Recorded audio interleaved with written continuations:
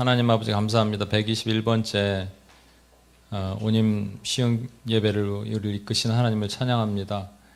하나님 이제 성탄절에 즈음하여 우리가 내일 성탄절을 드리는데 마지막 대강절 마지막 예배로 올려드립니다. 우리가 주님을 갈망하는 시간이 되길 소망합니다. 언젠가 다시 오실 주님을 또한 갈망하며 오신 주님을 찬양하는 시간이 되길 소망합니다. 감사드리며 우리를 구원하신 예수님의 이름으로 기도합니다. 아멘. 원래 저기 초가 5개가 있어야 됩니다. 그래서 크리스마스 때 하얀 초를 키는 거고요. 그 중간에 하나 색이 점점 옅어져 갖고 퍼플에서 그 다음에 조금 더 진한 거 분홍과 흰색 사이 하나가 있고 이제 마지막에 내일 흰색 초를 키는 거죠. 근데 뭐 이거를 그 개신교에서 기독교에서는 뭐 꼭 안 따지는 경우도 있지만 우리는 대강절, 여러분 대강절을 대강 보낸다고 말씀드렸잖아요, 우리가. 그래서 대강절을 정말 잘 지켜야 됩니다. 첫 번째 그 보라색이 의미하는 게 뭐냐면 소망이죠. 아, 메시아가 오신다, 주님이 오신다, 이런 소망이에요. 소망이 없는 것만큼 가장 불행한 건 없어요. 그렇죠? 우리 안에 절망이 있으면 그 다음부터 모든 것이 안 됩니다. 암 환자가 왜 약을 끊느냐? 나는 죽을 거라는 절망 때문에 끊는 거죠.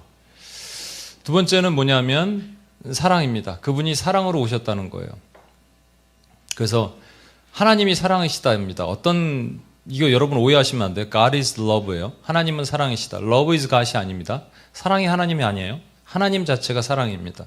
사랑을 많이 하는 게 아니고 그분이 사랑이시라는 거예요. 그 사랑이 이 땅에 오셨다는 얘기는 이 땅이 사랑하지 않는다는 얘기입니다. 여러분 마지막 때가 되면 예수님께서 뭐라고 말씀하시냐면 마지막 때가 되면 사랑이 식어진대요. 그러니까 마지막 때 증거가 뭐냐면 누구 주변에 힘들고 어려운 사람들이 있으면 그 사랑을 내가 외면하는 거예요. 그게 마지막 때의 사인입니다. 그런데 베드로 후서에 보면 우리가 마지막 때가 가까웠으니 더욱 뜨겁게 사랑하자 그랬습니다. 그렇게 할 수 있는 것이 교회라는 거예요. 오늘 우리 수인자매님이 잘 세례를 받아주셨는데 제가 그 과정에서 우리 혜림자매의 사랑을 봤어요. 참 이렇게 한 영혼을 위한 사랑이 그렇게 크구나를 경험하게 됐습니다.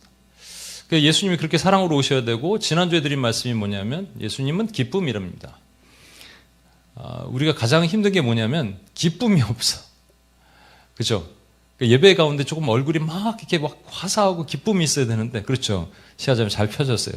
웃어야 돼요. 우리가 너무 경직돼갖고 인상 쓰면서 막 이러면 그렇습니다. 그래서 제가 가능하면 여러분 제가 코미디언도 아닌데 여러분 웃기려고 그런 이유가 웃기려고 웃긴 게 아니라 웃으라는 거예요. 기쁘라는 거예요.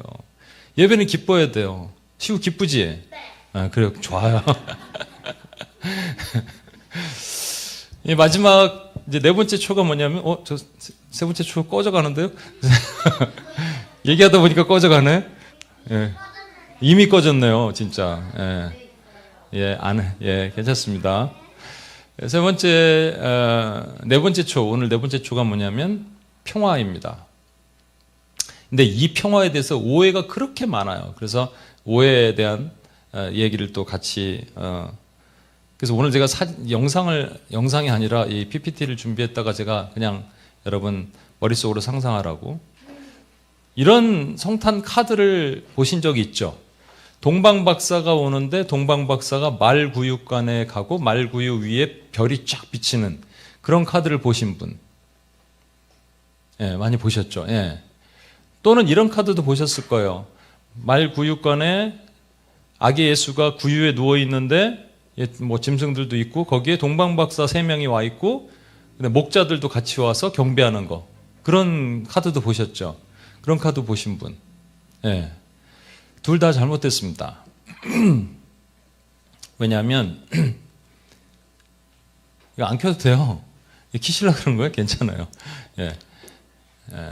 그 둘 다 왜 잘못됐냐? 오늘 본문 말씀이 누가복음인데 누가복음에는 목자들 얘기가 나오고 마태복음에는 동방박사 얘기가 나옵니다.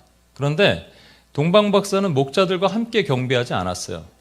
동방박사는 예수님이 탄생하시고 약 2년 후에 그 예루살렘에 가서 예수님을 아련한 겁니다. 그래서 이제 헤롯 왕이 그렇게 얘기하죠. 처음 별이 나타났던 시점을 기준으로 2살 밑에 아이를 다 죽입니다. 그러니까 별을 처음 봤던데 예수님이 탄생했던 때가 예수님이 나시고 나서 탄생했던 때로부터 동방박사가 온 것은 2년 후예요. 그러면 처음으로 예수님의 탄생을 그 마구간이라고 얘기하는 그 구유가 있는 곳으로 처음 경배하러 간 사람들이 누구냐? 목자들입니다. 그래서 여러분 크리스마스 카드가 이렇게 잘못된 것들 있으면 카드 회사에다 얘기해갖고 잘못됐어요 얘기하셔야 돼요. 목자들이 간 거예요, 여러분. 그럼 중요한 것은 여기서 우리가 두 가지 질문을 하게 되죠. 예수님은 왜 구유에서 나셨는가? 그리고 두 번째는 왜 첫 번째 증인들이 목자들인가? 라는 겁니다. 오늘 본문 전에 나오는 내용인데 예수님이 때에 아우구스토라는 로마 황제가 있었습니다. 그 황제가 자기가 점령하고 있는 로마가 점령하고 있는 나라들의 인구 센서스를 하기를 원했어요. 호적이라고 그러죠. 그래서 각 모든 사람들은 속국으로 있는 모든 백성들은 본인들의 고향에 가서 인구 자기 그 호적을 보고를 하라 이렇게 합니다. 근데 거기에 누가 있었냐면 요셉이 고향이 베들레헴이에요. 베들레헴은 예루살렘에서 한 10km 떨어진 곳에 있는 아주 작은 동네입니다. 이 산비탈에 있는 그 석회암이 많은 동굴에 있는 그건 좀 열악한 동네래요. 그 베들레헴이 자기 동네였어요. 그 베들레헴에서 아내 되는 마리아와 함께 가는데 마리아가 임신을 했어요. 이제 출산일이 가까웠습니다. 그래서 가는데 뭐가 없냐면은 이제 호적하러 수많은 사람들이 왔을 거 아니에요. 베들레헴이라는 동네가 작기 때문에 역사학자들은 그곳에 여관이 있어봤자 한 두세 개밖에 없었을 거래요. 이미 꽉 찼죠. 좀 늦게 출발한 것 같아요. 그래서 꽉 차갖고 그 자리에 머물 곳이 없으니까 그래서 마구간에서 보니까 이게 말 구유통이 있어요. 거기다가 그 포대기를 싸고 거기 포대기를 놓고 아기 예수님을 낳고 거기다 눕혔다 이렇게 우리가 생각을 하는 거죠. 그런데 여러분 여기서 우리가 한 가지 생각할 건 뭐냐면 아니 아기가 임신해서 어떤 여인이 왔는데 여러분 같으면 외면할 거예요? 아기를 낳아야 된다는데 장소가 없으면 여관에 장소가 없으면 집집마다 문을 좀 두드릴 수 있고 그러면 문 좀 열어줄 수도 있잖아요. 사실 제가 생각을 해봤는데 어떤 모르는 사람이 저희 집에 와서 아기 낳게 됐다고 며칠간 그러니까 잘 곳이 없는 건 내가 하루 이틀은 재울 수 있는데 아기 낳으면 하루 이틀은 아니잖아요. 적어도 열흘 이상 있어야 되죠. 미역국 끓여줘야 되죠. 그러니까 되게 손이 많이 갈 것 같은 거예요. 그러니까 이렇게 좀 선뜻 손이 가지 않잖아요. 여기서 당시 유대 땅에 사랑이 없음을 보여줬다 이렇게 해석하는 경우도 많이 있습니다. 여기 UPS에 있었던 한 자매님이 원래 저쪽 광교 쪽에 조그만 오피스텔에 살다가 본인 머집값보다 훨씬 좀 불필요하게 방 3개짜리 아파트로 이사를 갔어요. 이사를 간 이유가 뭐냐니까 방 1개는 자기가 쓰고 2개는 선교사님들이 오시면 갈 곳이 없는 분들을 위해서 그 선교사님들을 위해서 방을 내주기 위해서 그렇게 이사를 갔습니다. 그리고 거기 방도 이미 다 갔더니 책상 하나 다 있고 침대 있고 이미 다 해놨어요. 사랑방, 소망방 뭐 이런 식으로 해놨습니다. 야, 그건 정말 대단하다고 생각했어요. 저는 그걸 잘 못할 수도 있겠다 생각이 들었어요. 생각을 해보니까. 근데 그 당시 유대 사람들이 정말로 이렇게 매몰차게 마리아가 임신했는데 갈 곳이 없어서 결국은 여러분 당시에 마구간 그러면 아까 말씀드린 것처럼 이렇게 우리 굴 같은 데서 마구간을 많이 사용하기도 했거든요. 그러니까 굴 같은 데서 이렇게 동방박사랑 목자들이 와서 경배하는 그런 그림 보신 적이 있죠. 그렇게 할 거다 했지만 여러분 이 당시에 유대의 상황을 아셔야 돼요. 유대인들은 일단 율법주의자들이 많습니다.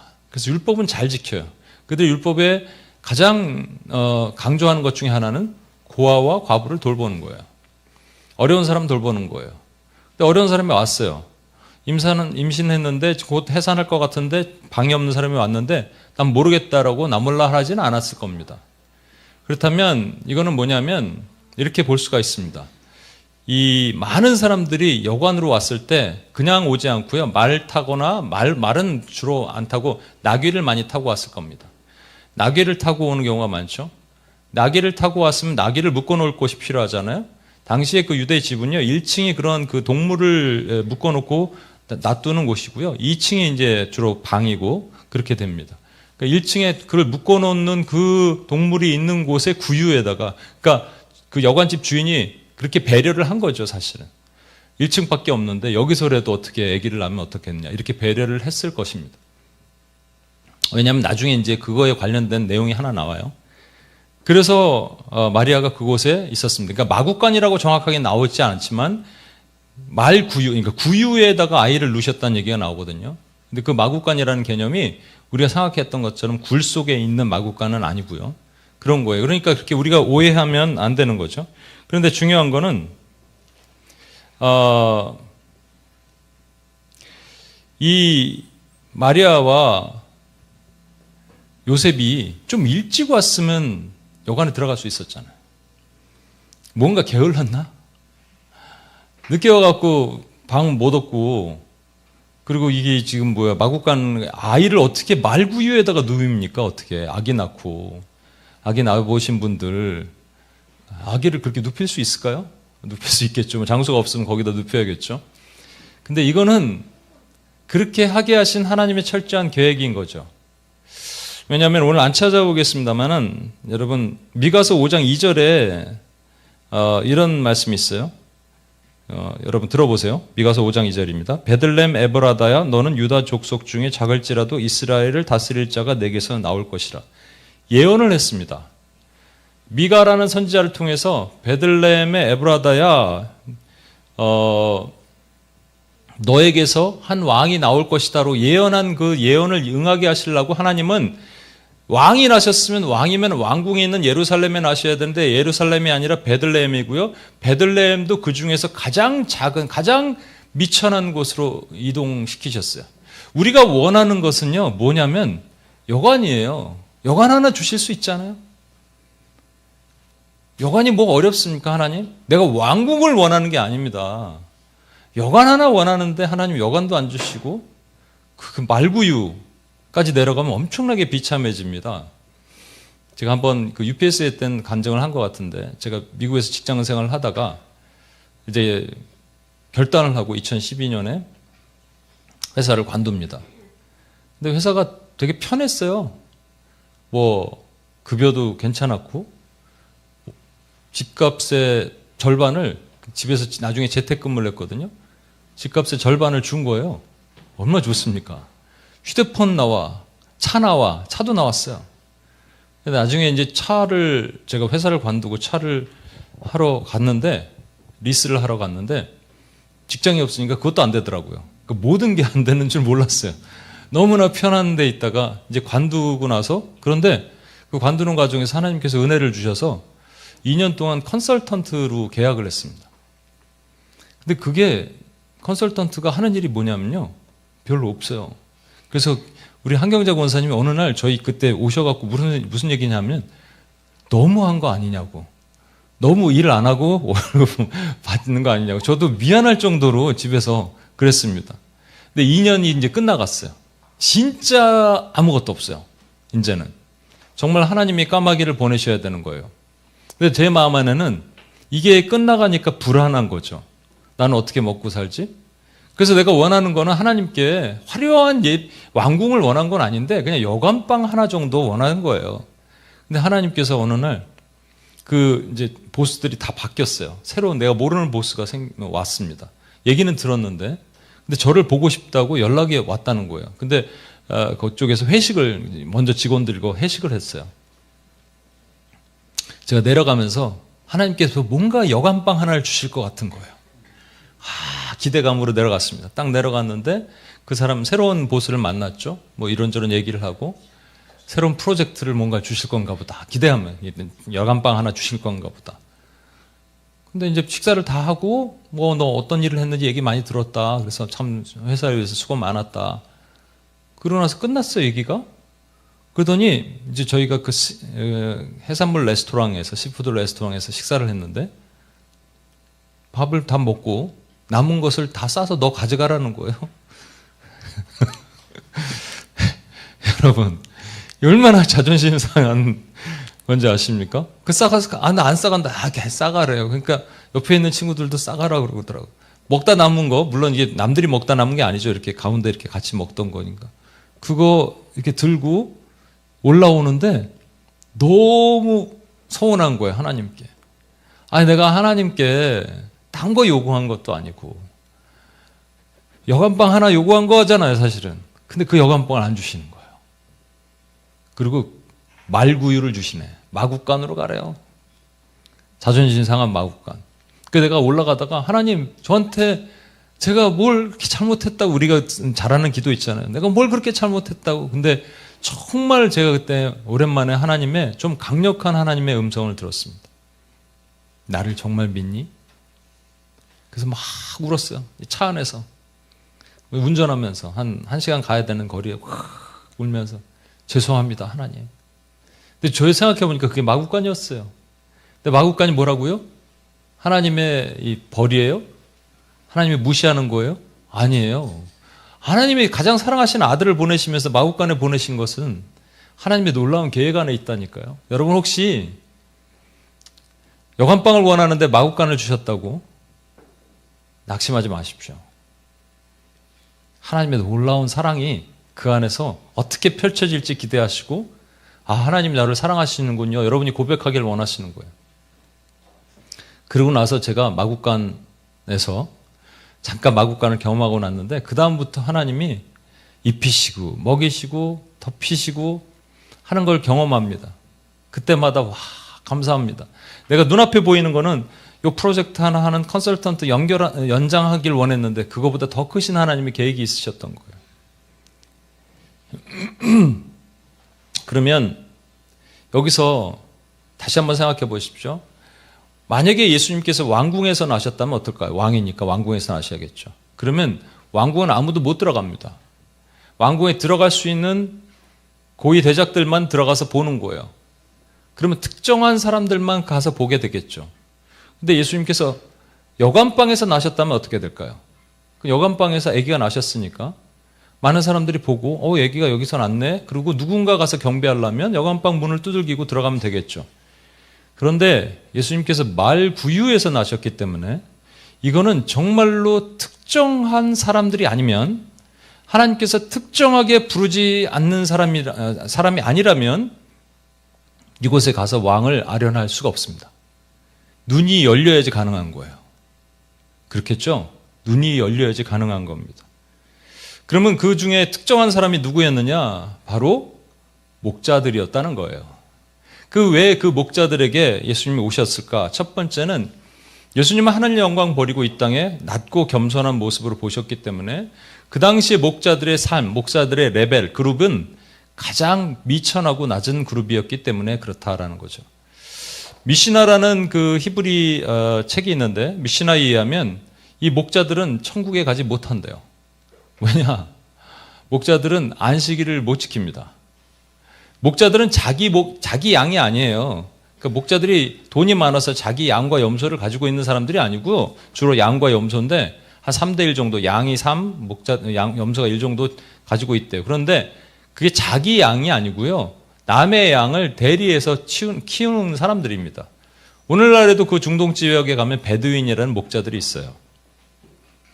이런 가난한 사람의 삶을 예수님께서 모용하시기 위해서 이 땅에 오셨다라는 해석이 첫 번째입니다. 그런 해석도 좋아요. 그런데 좀 문제가 되는 것은 그런 해석 때문에 예수님은 정말 가난한 사람들에게만 오셨냐 말하지만 그렇지는 않습니다. 여러분이 예전에 배웠죠? 예수님이 이 땅에 가난한 사람들을 위해서 오신 게 아니라 심령이 가난한 사람들을 위해서 오신 거예요. 그냥 돈 없이 가난한 사람들을 위해서 오신 게 아니에요. 심령이 가난한 사람, 마음이 가난한 사람들을 위해서 오신 거예요. 그러니까 이 해석은 조금 애매해요. 두 번째 해석이 조금 더 타당하다고 생각합니다. 뭐냐면 예수님이 이 땅에 목자로 오셨어요. 예수님의 정체성은 여러 가지가 있습니다. 오늘 우리 수진자매님이 세례를 받으셨는데 세례를 받을 때 우리의 정체성은 예수님은 우리의 남편이에요. 예수님 우리의 구주예요. 구원자세요. 예수님 우리의 왕이에요. 여러 가지가 있는데 그 중에서 예수님의 정체성 중에 하나가 뭐냐면 목자예요. 그냥 목자가 아니라 선한 목자예요. 선한 목자란 얘기는 안 선한 목자가 있다는 얘기입니다. 안 선한 목자를 성경에는 싹군이라고 얘기해요. 싹군 목자. 목사들 중에서 싹군 목자들이 좀 많이 있대요, 요즘. 그래서 자기의 영락을 위해서 교회를 하는 거예요. 여러분, 생계형 목회라고 들어보셨어요? 목사님들이 신학교 졸업을 하고 개척을 하는 이유가 생계형을 위해서 한다, 이런 얘기도 있어요. 슬픈 얘기가 있습니다. 우리 UPS 장소를 찾기 위해서 많은 군데 돌아다녔다가 그때 수훈 간사님이랑 같이 저 강남에 있는 어떤 작은 교회를 찾아갔는데, 그 교회 목사님이 정말 우리가 뭔지 알고 와서 쓰라고 마음껏 쓰라 그러셨어요. 그런데 문제는 거기가 가기가 너무 힘들어. 주차가 너무 힘들어. 그래갖고 우리가 거기를 안 가게 됐는데, 근데 거기가 어떻게 그 교회가 있는지 물어봤어요. 작은 교회예요. 정말 요 정도 작은 교회. 요거보다 큰가? 근데 작은 교회인데, 그랬더니 먼저 개척하신 목사님이 한 3년 사역하시다가 교회가 너무 안 되니까 교회를 두고 그냥 갑자기 없어져 버렸대요. 그냥 없어졌대요. 캐나다로 가버렸대요. 아니 뭐 이임식하고 새로운 목사 세우고 그런 게 아니라 그냥 없어졌대요. 그래서 급하게 자기가 오게 됐다라는 거예요. 와, 이게 문제 있죠, 그러면. 그래서 이거 어떻게 그 당시 그랬거든요. 이건 정말 싹군 목사다. 아무리 힘들어도 어떻게 사라지냐 그러다가 제가 목회를 하다 보니까 이해가 되는 거예요. 아, 사라질 수도 있겠구나, 이런. 근데 여러분 오해하지 마십시오. 오해하려고 웃었어요. 제가 오해하지 말라는 거는, 목자는 목사가 아닙니다. 목자는 내 양이 있는 사람들이 목자입니다. 우리 있는데 계속 칭찬해서 그렇지만 혜림자매가 우리 정말로 우리 순인자매를 향한 사랑이 내가 그렇게 계속 한 영혼을 위해서 생각하는 거예요. 와, 저렇구나. 그래서 내가 오늘 수인자매님도 오기 전에 잠깐 얘기했는데, 수인자매도 동일하게 누군가 나타날 텐데 그 사람에게 동일하게 목자가 돼야 된다. 그러니까 예수님이 이 땅에 오셔서 목자의 삶을 보여주신 거예요. 그 목자가 어떤 목자였냐면요, 정말로 양을 위해서 모든 걸 다 하시는 목자의 삶을 보여주셨습니다. 그래서 여러분, 예수님이 베드로에게 마지막에 뭐라 그러시냐면, 내 양을 먹이라, 내 양을 치라 그러셨죠. 내 양을 먹이라 2번, 내 양을 치라. 근데 먹이라라는 게 양육이고 치라는 게 훈련입니다. 그러니까 교회는 양육과 훈련이 있어야 돼요. 우리 교회가 이제 내년 초부터 제가 묵상기도 훈련을 전체 같이 하려고 합니다. 안 하신 분들 함께. 그래서 묵상기도 훈련을 할 겁니다. 이번에 뉴욕 갔더니 많은 분들이 또 그런 훈련에 참여하기를 원하는 새 가족들이 막 생겼어요. 그래서 묵상기도 훈련을 하고 훈련을 같이 할 텐데, 예수님이 하신 모습이 그거예요. 베드로에게 나타나셔서 하신 말씀이 내 양을 먹이라, 내 양을 치라. 살아있는 교회는 양육과 훈련이 있는 교회입니다. 양육은 모르는 걸 배우는 거고, 훈련은 그것을 습관으로 만드는 겁니다. 내년도에는 2가지를 제가 하려고 합니다. 뭐냐면 묵상하고 그 다음에 말씀 통독을 조금 더 재밌게 하려고. 그냥 하려니까 너무 힘들어 하더라고요. 그래서 말씀이 읽어지네 뭐 이런 것들 동원하든지 어떻게든지 여러분과 함께 중간중간에 말씀을 독려하면서 같이 나가줘 합니다. 그런데 그 과정에서 지금 여러분, 그 목자들에게 천사가 나타나서 얘기하는 그 과정이 있거든요. 이게 되게 중요합니다. 오늘 제가 한번 9절 한번 있는 걸 띄워봐 주시겠어요? 9절. 예. 9절입니다. 주의 사자가 곁에서 오고 주의 영광이 목자들을 두루 비추자 그들은 크게 무서워합니다. 주의 사자가 곁에서 오고 주의 영광이 그들을 두루 비추며 크게 무서워하는지라. 여러분, 이게 뭐냐면요, 하나님의 부재에 오는 거 두려움이 아니고 하나님의 임재잖아요. 분명히 임재에도 두려움을 겪는데 그 두려움은 경외라고 말씀을 드렸죠. 그래서 여러분이 정말로 하나님의 은혜를 경험하고 하나님의 임재를 들어가면 여러분 사시나무 떨듯이 떨게 돼 있습니다. 진짜 임재를 경험하는 분들. 그래서 그 흔히들 말해서 손에 뭐 진동이든 뭐든 뭐 그런 것도 있겠지만 근데 이 두려움은 인간적인 두려움이 아니에요. 하나님에 대한 경외에 대한 두려움이에요. 그냥 엎드렸어요. 모든 사람이 그랬어요. 아브라함도 그랬고 모세도 그랬고, 그렇죠? 하나님의 영광 가운데 이사야도 그랬고 엘리야도 그랬고 신약에 와서는 바울도 그랬습니다. 그래서 여러분이, 저는 하나님의 영광을 2024년에는 올해부터 하나님의 영광을 매 순간 경험하는 여러분이 되셨으면 좋겠어요. 우리 뉴젠더 아이들도 그래요. 아이들이 뭘 해야 되냐면 성령을 체험해야 돼. 성령을 경험해서 하나님을 만나야 돼요. 그것밖에 없어요. 그러면 지혜가 자라고 아이들이 세상에 나가서 막 빛으로 증거되고 사는 거예요. 저와 여러분도 마찬가지입니다.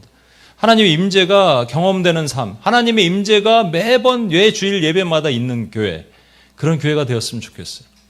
그런데 그러고 나서 천사들이 말하는데 무서워하지 말라, 보라 내가 온 백성에게 미칠 큰 기쁨의 좋은 소식, 큰 기쁨의 좋은 소식이 뭐예요? 복음이잖아요. 복음을 전하노라 라고 얘기합니다. 그리고 그 복음의 내용이 11절에 나옵니다. 오늘 다윗의 동네에 너희를 위하여 구주가 나셨으니 곧 그리스도 주시니라. 유다지파의 후손으로, 다윗의 동네라는 것은 유다지파의 후손으로 너희에게 구세주가 나셨는데 그리스도, 메시아, 기름 부음 받은 자, 그리고 너희의 주인이다 라는 거예요. 이게 복음이라는 거예요. 그리고 나서 12절 얘기를 합니다. 너희가 가서 강보에 쌓여 구유에 누에 있는 아기를 보리니 이것이 너희에게 표적이니라. 하나님은 우리에게 삶에서 반드시 표적을 보여주십니다. 여러분, 이 표적을 잘 기억하는 사람이 신앙생활을 잘하는 사람이에요. 제가 자주 말씀드리는데 우리에게 목걸이가 있는데 목걸이 구슬에 번호가 다 매겨져 있어요. 실을 싹 빼면 다 흐트러지겠죠? 근데 이제 100번부터 0번까지 있다고 쳐봐요. 1번까지 있다고 쳐봐요. 100번부터 쭉 세어보는 거예요. 그런데 전부 흰색 구슬인데 그중에 가끔 빨간색 구슬이 있어요. 그것은 하나님이 우리 삶에 표적을 내주신 모먼트입니다. 그것을 잘 모아보면 내 방향이 나타나요. 내가 왜 여기 있는지, Why am I here? 그 다음에 What am I supposed to do? 나는 뭐를 해야 되는지를 이 빨간색 특별한 구슬을 보면서 알 수 있는 거예요. 그게 표적이거든요. 이걸 아는 사람과 이걸 궁금해하는 사람과 그냥 오늘 하루도 그냥 지나가지, 내일은 난 몰라요 이렇게 얘기하는 사람과는 하늘과 땅이에요, 여러분. 이게 비전의 사람이거든요. 표적을 반드시 주십니다, 여러분.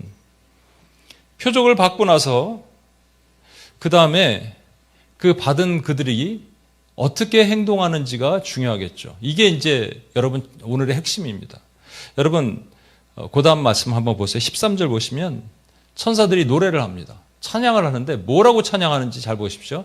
많은 교회에서 오늘의 핵심인데요, 가장 많이 오해하는 부분 중에 하나입니다. 14절 보십시오. 같이 읽을게요. 지극히 시작.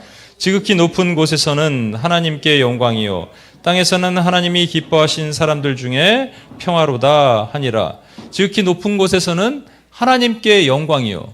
근데 다른 곳에서는 여러분 이렇게 보면 뭐라고 써 있냐면 지극히 높은 곳에서는 하나님께 영광이요 땅에서는 사람들 중에 평화로다 이렇게 써 있는 거 혹시 보셨어요?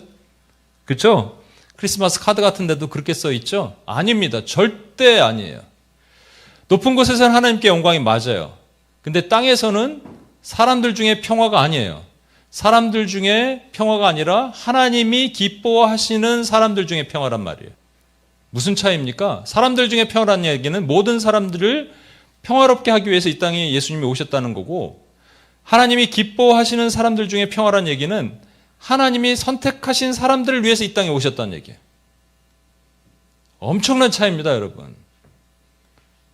이 땅에 복음을 왜곡시킨 사람들이 어떻게 말하고 있는지 아십니까?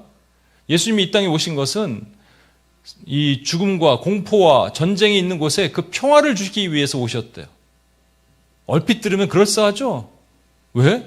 아니 석가모니도 그럴 것 같고 마호메도 그럴 것 같고 그럴 것 같잖아요. 아닙니다. 예수님이 이 땅에 오신 것은요, 전쟁과 싸움과 기근과 이런 곳이 있는 곳에 평화를 주러 오신 게 아니고요, 누군가 평화가 없는 사람에게 하나님과 그 사람과의 단절된 간격이 평화가 없는 거거든요. 평화가 없는 사람에게 그 평화를 주시기 위해서 오신 거예요. 그래서 제일 제가 자주 말하는 게 피스메이커를 잘못 해석해서 A와 B 사이에 중재 역할을 하는 피스메이커가 되겠습니다. 이건 잘못된 말이라고 제가 말씀드렸죠. 그런 건 성경의 기준이 없어요. 우리가 피스메이커가 되는 건 뭐냐면 누군가 오늘 죽으면 내일 지옥 가요. 평화가 없어요. 그 사람에게 참 평화 대신 예수 그리스도를 알려줬더니 그 사람이 하나님과 끊어진 간격이 이어졌더라. 이게 평화의 본질이란 말입니다. 그래서 하나님이 기뻐하시는 사람들 중에 평화라는 얘기예요. 그렇다면 하나님이 기뻐하시는 사람들이 누구냐면 여기 본문에 보면 누가 있을까요? 목자들이 있죠. 또 누가 있습니까? 이 예수님의 탄생을 아는 사람들이 누구예요? 목자들이 있고 또 요셉과 마리아가 있고. 요 다음 말씀 한번 보시겠습니다. 보고 천사가 자기들에게 이 아기에 관해 말한 것을 전하니 듣는 자가 다 목자들이 말한 것을 놀랍게 여기되. 여러분, 듣는 자는 누구예요? 듣는 자. 목자가 와서 전하는 걸 듣는 자가 누굽니까? 요셉, 또 마리아. 그럼 요셉, 마리아면 요셉과 마리아가 다 목자들이 그들에게 말한 것을 놀랍게 여기되 그러면 됐잖아요. 그렇죠? 듣는 자라면은 요셉과 마리아 외에 누군가 있었단 얘기입니다. 아까 말씀드렸잖아요. 이게 굴이면, 마구간이 굴이라면 거긴가 누군가 찾아가겠어요?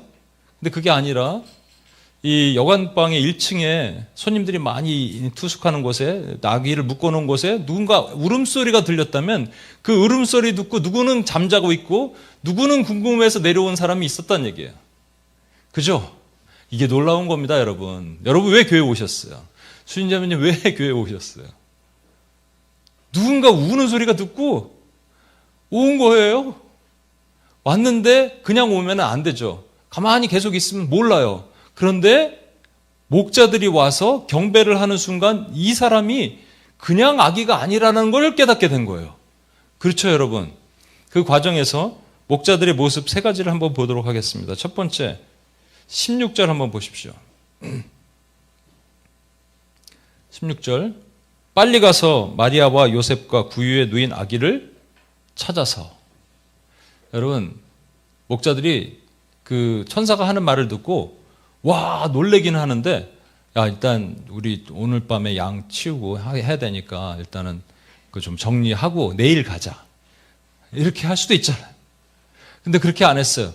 빨리 가서 찾았습니다. 빨리 가서 찾았어요.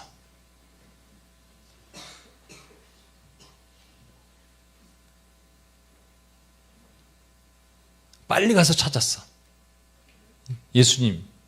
예수님을 목자들이 천천히 가서 찾은 게 아니에요. 빨리 가서 찾은 거예요. 여러분 이거 잘 보셔야 돼요. 이게 누구의 모습에서 나타난 줄 아십니까? 예수 그리스도의 모습에서 나타난다는 거예요. 예수님이 이 땅에 오실 때 머뭇머뭇거리지 않으셨습니다. 예수님이 이 땅에서 사역하실 때 누가 병자가 있다 그러면 그래 가자 그러고 가셨어요. 백부장의 그 종이 아프다 그러니까 그래 가자 가셨어요. 누군가 아픈 사람 있으면 그래 가자 가셨어요. 머뭇하지 않으셨어요. 이게 예수님의 모습이기 때문에, 목자의 모습에서 예수님의 모습이 그대로 나타나셨어요. 그러면 여러분은 어떻게 하시겠어요? 누군가 복음이 필요한 사람이 있다면 빨리 가서 찾으실 수 있습니까? 아니면 그냥 내 여건과 상황이 되면 움직이겠습니다. 제가 오랜만에 한 달 만에 왔다는지 집중이 안 되는 것 같은데 조금만 저한테 집중해 주십시오. 방해하는 모든 영들이 예수 이름으로 묶어질지어다. 방해하는 미혹의 영들은 떠나갈지어다. 여러분 잘 들어보세요. 누군가 죽어가고 있는데 약 하나 먹이면 살 수 있는데 내가 머뭇한다면 이 사람을 사랑하지 않는다는 얘기입니다. 목자들은 그렇게 안 했어요. 바로 갔어요. 그게 누구의 모습이라고요? 예수님의 모습이라고요. 예수님의 모습으로 바로 갔어요. 어느 교회 목사님이 있습니다. 그 교회 목사님이 집 근처에 카페를 갔는데 너무 장사가 안 되는 카페. 우리가 한번 한 적이 있었죠. 주변에 여기 가다 보면 왼쪽에 보면 무슨 뭐 카페들, 장사 안 되는 카페들도 있고 그러죠. 그래서 가서 매일같이 1시간 동안 성경을 읽고 커피 한 잔 마시고 나오셨대요. 근데 딱 보니까 손님이 하나도 없는데 단둘이 있을 때도 있을 거 아니에요. 작은 카페면. 근데 성경 계속 1시간 읽다가 가고, 오늘도 아메리카노요, 따뜻한 따와요, 그리고 성경 1시간 보고 집에 가고, 그렇게 몇 개월을 했는지 모르겠어요. 그러니까 주인이 이상한 거예요. 그래서 어느 날 딱 와서 그러더래요. 혹시 목사님 아니세요? 그랬더니 예 맞아요 그랬대요. 근데 왜 교회 나가라고 저한테 얘기 안 하세요? 아니 나는 먼저 말씀하시길 기다렸습니다. 교회가 어디예요? 다음 주에 가겠다는 거예요.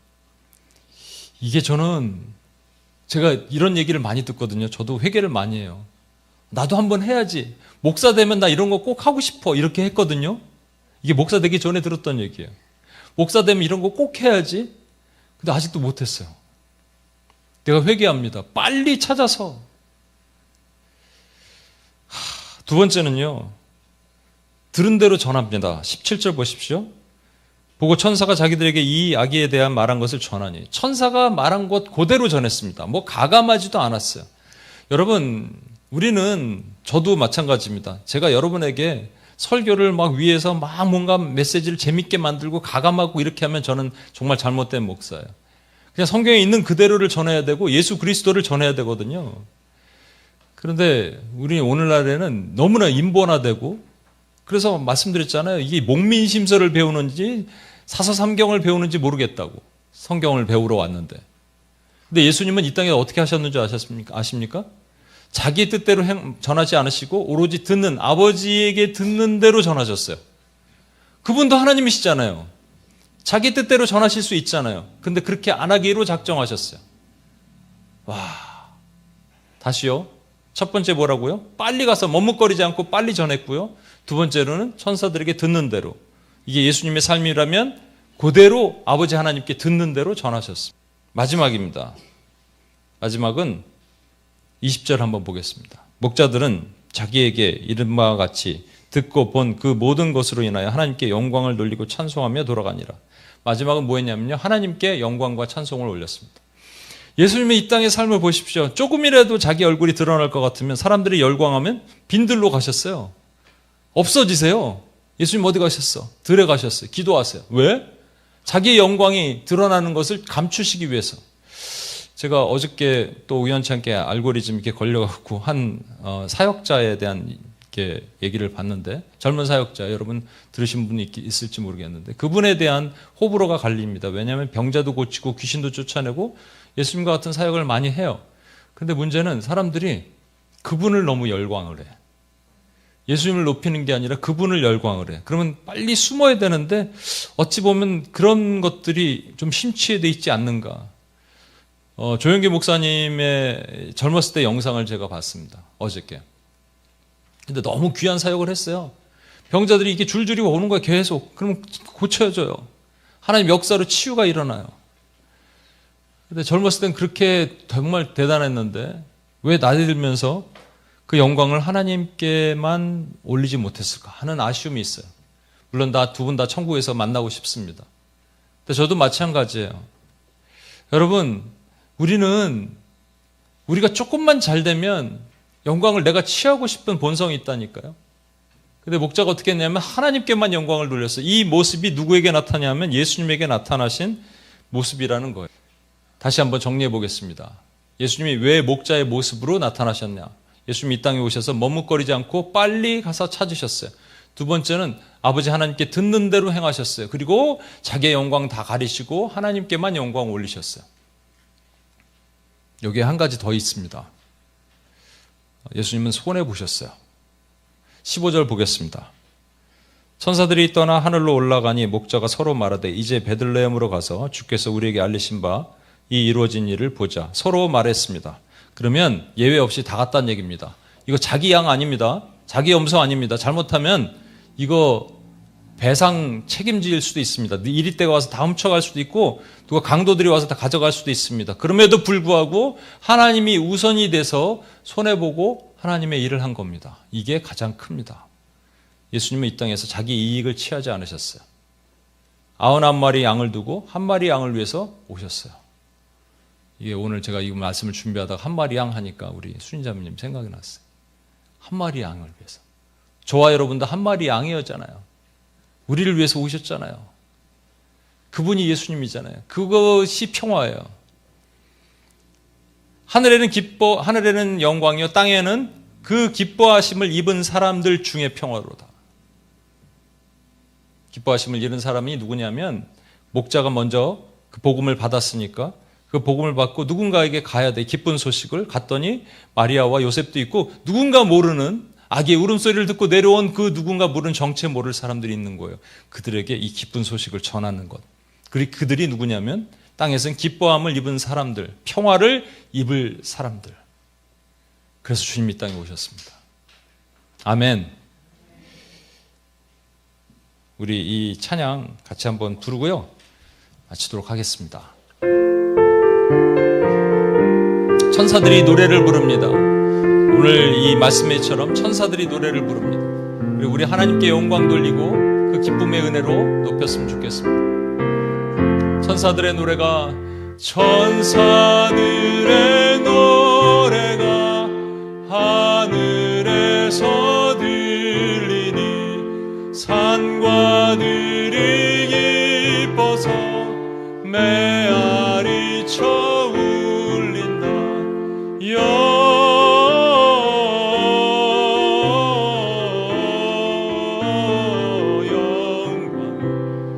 높이 계신 주께 영광을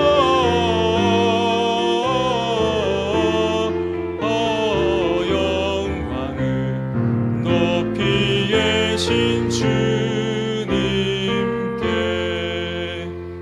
한밤중에 목자들 양떼들을 지킬 때 아름다운 노래가 청하게 들린다. 영광을 높이 계신 주께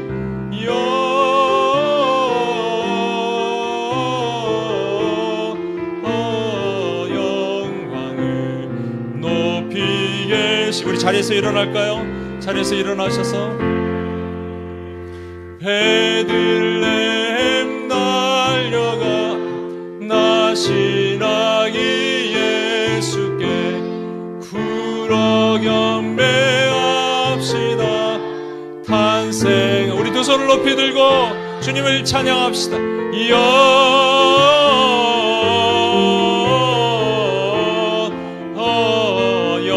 영광을 높이 계신 주께 영광을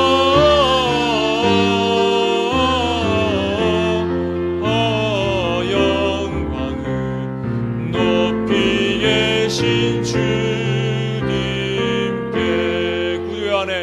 구유 안에 누이신 어린 아기 예수께 들도 다 함께 기쁜. 우리 두 손을 높이 들고 주의 이름을 높입시다.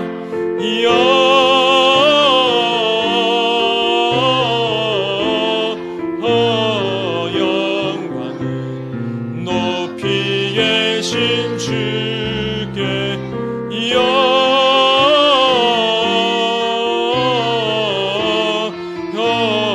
영광을 높이 계신 주님께. 여러분, 우리가 원하는 거는 왕궁이 아니라 그냥 여관방 하나를 원하는데 우리를 그냥 여관방 하나 안 주시고 마구간으로 집어넣으실 때가 있어요. 속상하십니까? 자존심 상하십니까? 근데 그게 하나님의 은혜예요. 왜냐하면 예수님께서 그렇게 보이신 것이 하나님의 은혜였거든요. 하나님의 놀라운 계획이었거든요. 그때 하나님의 음성 들으십시오. 나를 믿느냐? 내가 너를 향한 놀라운 계획을 가지고 있다. 여러분, 마구간을 두려워하지 마십시다. 하나님의 은혜임을 기뻐하십시다. 우리 시간 혹시 하나님이 나의 기도, 나의 여관방 하나 달라는 기도를 응답하지 않는다고 내 마음에 속상하고 하나님 상처 입지 않게 하여 주시고 하나님을 신뢰하고 예수님이 하늘 영광 버리고 오셔서 이 땅 왕궁이 아니라 또 여관방 하나가 없어서 이 마구간에 계신 것이 하나님의 놀라운 축복이고 은혜임을 우리가 알듯이 우리가 그렇게 고백하고 나가는 우리가 되게 해달라고 주여 한번 외치면서 같이 한번 기도하고 나가겠습니다. 주여, 하나님 아버지, 시간 주님 앞에 고백합니다. 하나님 아버지, 하나님 내가 원하는 것은 하나님 왕궁은 아니더라도 적어도 하나님 아버지 여관방 하나 하나님 얻기를 원하는 것이었는데 하나님 그것 하나 주시지 않으셨어. 내 마음에 하나님 아버지 어렵고 속상한 일이 있었습니다. 하나님 아버지 그러나 그것이 하나님의 계획이고 하나님의 은혜입니다. 예수 그리스도를 하나님 왕궁이 아닌 또 여관방도 아닌 하나님 아버지 그 구육 가운데 눕히신 하나님의 놀라운 축복과 은혜가 있음을 믿습니다. 하나님 그렇게 하셨습니다. 예, 맞습니다. 하나님은 하나님이 그것을 위해서 하셨습니다. 하나님 예수 그리스도의 영광을 더 높이시기 위해서 낮고 낮은 천한 곳에 하나님 두신 하나님이심을 우리가 믿습니다. 하나님 감사합니다. 하나님의 모든 것을 이루신 하나님께 모든 영광과 존귀를 올리며 찬양합니다. 하나님 높임 받으시옵소서. 하나님 아버지 우리 삶 가운데 하나님 때로는 내가 원하는 대로 되지 않아서 내가 원하는 여관방이 없어서 하나님 아버지 이 말부에 있다고 하나님 아버지 낙심하지 않게 하시고 이 가운데 예수 그리스도의 영광이 드러나며 하는 일이 행해지는 하나님 일들을 보는 하나님의 종들이 되게 도와주시고 인도해 주옵소서. 하나님 주님이 가장 먼저 누구를 통해서 영광 받으셨느냐? 목자들입니다. 왜냐하면 이 땅에 주님이 목자로 사셨어요. 선한 목자로 사셨어요. 근데 선한 목자의 모습은 세 가지입니다. 머뭇머뭇거리지 않으셨습니다. 빨리 찾아서 갔습니다. 여러분 우리 주변을 잘 봅시다. 저도 많이 회개하게 됩니다. 빨리 찾아서 가야 되는데 머뭇머뭇했습니다. 제가 목사 되고 나면 빨리 찾아서 가는 목사가 될 줄 알았는데 그렇게 되지 못했어요. 우리 온임교회가 주님의 이 사명 감당하는 교회가 되길 원합니다. 빨리 찾아서 가는 교회가 되길 원합니다. 여러분 빨리 신약 하나 주지 않으면 죽어요. 늦어요. 여러분 내 주변에 보니까 요즘 또 누구한테 얘기를 들었는데 그냥 뭐 인본주의적인 것에 빠져서 그냥 죽어가는 수많은 영혼들이 있어요. 교회를 출석하는데도 그래요. 너무 속상하고 너무 마음 아픕니다. 여러분 우리 그냥 두면 안 돼요. 여러분 빨리 찾아가 갔어요. 예수님이 그렇게 하신 것처럼 예수님은 지체하지 않으셨어요. 목자들도 지체하지 않았습니다. 하나님 내 마음 안에 이 지체하는 마음이 있으면 용서해 주시고 빨리 찾아가는 주님의 종들이 되게 해달라고 우리 같이 한번 기도하고 주님 앞에 나가겠습니다. 하나님 아버지 이 시간 하나님 주여 도우시옵소서. 주님의 하나님 아버지 빨리 찾아가는 하나님의 종으로 서기를 원합니다. 하나님 아버지 내게 주신 사명을 하나님 아버지 예수님처럼 하나님 아버지 지체하지 않고 하나님 빨리 달려가는 종이 되기를 원합니다. 하나님 나에게 주신 이 사명을 끝까지 빨리 달려가는 하나님의 종이 되기를 원합니다. 하나님 그런 종으로 저를 만들어 주옵소서. 우리 온임교회가 그렇게 되게 하시옵소서. 한 명의 영혼을 위해서 하나님 아버지 내가 최선을 다하며 하나님 아버지 이 복음을 전하기 위해서 이 복음을 하나님 아버지 증거하기 위해서 빨리 찾아가는 하나님의 예수님처럼 그렇게 사는 하나님의 종들로 우리를 만드시고 우리 온임교회가 그렇게 되게 주여 도우시고 인도해 주옵소서. 하나님 그렇게 하실 하나님을 찬양합니다. 하나님 예수님은 목자가 되셔서 이 목자들의 행동이 두 번째는 뭐냐면 들은 대로 천사에게 들은 대로만 말했습니다. 말씀을 더 가감하지도 않았어요. 덧붙이지도 않았어요. 각색하지도 않았어요. 이 시대에는 인본주의가 팽배하고 가짜와 비진리와 비복음이 팽행하는 때입니다. 근데 예수님이 이 땅에서 아버지 하나님께 들은 대로만 전하셨습니다. 이것이 우리가 해야 될 일입니다. 우리는 말씀 외에 다른 것을 증거하지 않기를 소망합니다. 우리가 배운 말씀 외에 다른 것을 전하지 않는 교회가 되기를 소망합니다. 말씀으로 사는 교회가 되기를 소망합니다. 하나님 그렇게 되게 하여 주옵소서. 우리가 2024년의 말씀으로 더 뜨겁게 일어나서 세워지는 하나님의 교회가 되게 하여 주시옵소서. 그래서 말씀을 전하는데 능력이 있게 하시고 그 능력의 말씀으로 영혼들이 살아나는 교회가 되게 하여 달라고 우리 시간 같이 한 번 더 기도하고 주님 앞에 나가겠습니다. 하나님 아버지 우리가 이 시간 2024년에 하나님 아버지 우리 온임교회가 하나님 말씀으로 살아나며 말씀의 능력으로 일어나며 말씀의 능력으로 세워지는 하나님의 교회가 되길 소망합니다. 하나님 그런 교회로 우리를 만들어 주옵소서. 그런 교회로 설 수 있게 주여 도와주시고 인도해 주옵소서. 하나님 듣는 대로만 말씀하셨던 주님께서 우리에게도 하나님 아버지 예수 그리스도의 온전한 말씀으로 듣는 대로만 하나님 성을 그렇게 증거하는 하나님의 교회가 될 수 있도록 아버지 붙드시고 인도해 주옵소서. 그래서 하나님 말씀이 살아있으며 말씀이 흥황하며 날마다 믿는 자의 수가 더하더라. 하나님 아버지 2024년에 하나님 아버지 원님 교회를 통해서 이루실 하나님의 놀라운 축복의 은혜가 그렇게 증거되길 원합니다. 그런 교회로 삼아주시고 우리 뉴젠부터 하나님 아버지 모든 사람이 전부가 말씀으로 살아나며 말씀으로 일어나는 교회가 될 수 있도록 주여 도우시고 인도해 주시옵소서. 하나님, 목자들은 이 모든 것을 보고 나서 하나님께 영광과 찬송을 들렸습니다. 이게 예수님의 모습입니다. 예수님은 자신의 얼굴이 드러나기를 원치 않으셨어요. 영광을 받으실 뻔할 때마다 들판으로 가셨습니다. 빈들로 가셨습니다. 저와 여러분이 이렇게 결단하고 나갑시다. 혹시 여러분 영광을 받으시면, 혹시 여러분이 높임을 받으시면 숨으십시오. 하나님 뒤에 숨으십시오. 결단하십시오. 내가 얼굴을 드러내기로 앉기로 작정합니다. 그때 하나님께서 마침내 여호와의 능하신 손 아래 여러분을 감추셨다가 때가 되면 여러분을 높이실 것입니다. 하나님은 하나님의 영광을 드러낸 자를 높이십니다. 그런 온임교회가 되기를 원합니다. 온임교회 한 명 한 명이 그런 성도들로 소개해 달라고 한 번 더 기도하고 주님 앞에 나가겠습니다. 하나님 아버지, 시간 기도합니다. 하나님 주여, 하나님 아버지, 우리에게 하나님의 은혜를 주셨습니다. 하나님 아버지, 저에게도 하나님의 놀라운 감동과 은혜를 주셨습니다. 그러나 하나님 아버지, 제가 이것으로 나의 영광을 돌리고자 했던 모든 죄를 용서해 주옵소서. 하나님의 은혜만을 드러내는 하나님의 교회가 되게 하시옵소서. 하나님 아버지, 내가 하나님 뒤에 감춰지기를 원합니다. 하나님에 대해 숨겨지기를 원합니다. 하나님 많은 것을 주실 때 하나님 아버지, 제가 숨겨지기를 원합니다.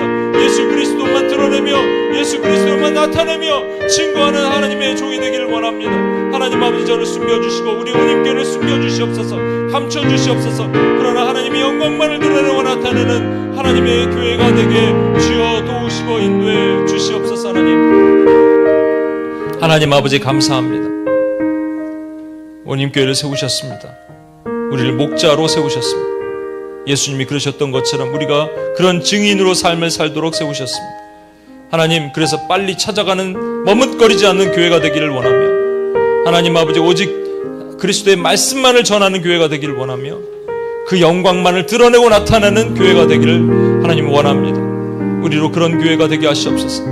그래서 온전한 평화, 하늘에는 영광, 땅에서는 기뻐하심을 입은 이원님께 성도들에게 주시는 그 평화를 누리는 하나님의 교회가 되게 하시고 이 평화를 전하는 하나님의 교회가 되게 도와주시옵소서. 그렇게 하실 하나님을 찬양하며 우리를 구원하신 예수님의 이름으로 기도합니다. 아멘.